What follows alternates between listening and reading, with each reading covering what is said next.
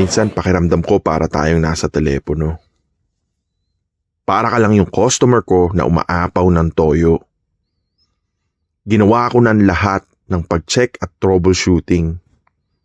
Pero ako pa rin ang mali at hindi understanding. Nilunok ko lahat ng iyong sinabi at ako'y nagtiyaga.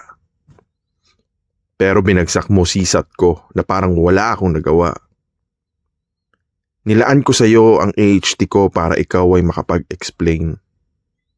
Pero all this time, all you give me is so much pain.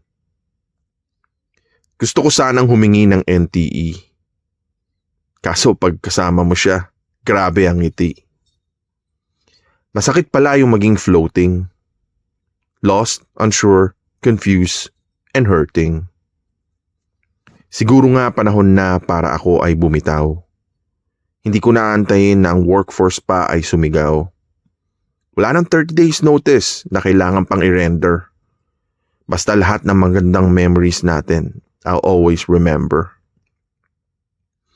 Hindi na kailangan ng isa pang root cause analysis. Alam naman natin na yung tayo, hindi na nag-exist. At sa isang bagay na lang tayo calibrated. Yun ay, ikaw at ako, separated. Ang opportunity sa pag-alis ay kailangan ng i-take. Dahil sobra na ang sakit, ang puso ko ay overbreak. Happy ako nakasama kita kahit medyo hard and rough. By the way, this is employee number 14344 signing my heart off.